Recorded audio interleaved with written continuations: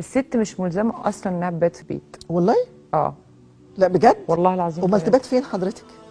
عند ده مامتها، تبقى ناشز، عند صاحبتها. ده تبقى ناشز لما تخرج من البيت دون اذن زوجها، اذن زوجها.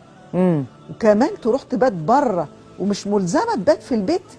وهو بقى حضرتك البي ده يعني البي انا مش عايز اقول لفظ، البي النطع ده اللي ساب مراته تبات بره غصبا عنه وسابها كده خلاص. لا لا، ما تقعدوش تفتوا لنا في الدين. المرأة مأمورة بطاعة زوجها، مأمور، وهو كمان يأمرها ان هي ما تخرجيش ما تخرجش. لو قال لها ما تخرجيش، بس احنا ما فيش التعنت ده النهارده في الزمن، لكن لو قال لها ايه انا عايزك دلوقتي تبقي موجوده تقعد.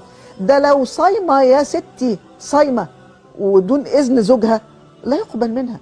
ده لو صايمه وزوجها رجع من شغل وفجاه وطلبها للعلاقه الحميمه واجب عليها تفطر. لا ها بس مش في رمضان، مش في تطوع، صيام تطوع واجب عليها تفطر. لا لو صامت من غير اذن جوزها وجه خرج من الشغل تعبان وجه قال لها انا محتاجك واقعدي جنبي وكذا، واجب عليها تفطر. فانت بتتكلمي في ايه؟ بتتكلمي في احنا كده بنهد بيوت. مظبوط. احنا كده مش بنمشي البيوت على الاسس الصحيح السليم. لا، احنا عارفين ان طريق جنة المرأة زوجها، ان هو لما تطيعه تدخل الجنة.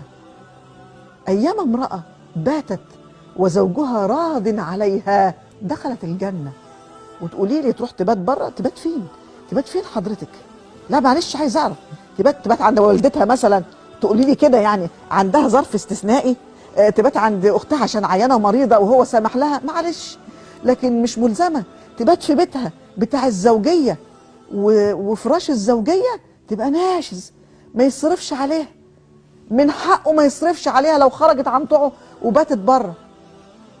ده دين جديد صح؟ ولا انت بتقولي ايه؟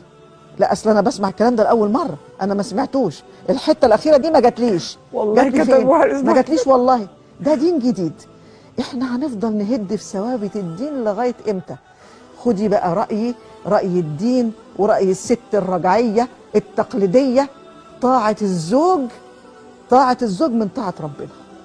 وكنت اتمنى زوجي رحمه الله عليه يكون موجود النهارده وانا اثبت لك واقول لك لغايه اخر دقيقه قبل ما يتوفى من كام شهر وانا كنت تحت رجليه وطلباته كلها مجابه، وانا ست ليا مركزي وليا يعني وضعي في المجتمع، مش بس داعيه، انا بشتغل في اكتر من حاجه، ومع ذلك بقف في مطبخي وبعمل طلباتي وبأدي المطلوب مني على اكمل وجه، لان هو ده الصح، هو ده الدين، هو ده اللي اتربينا عليه، هو ده الاسلام.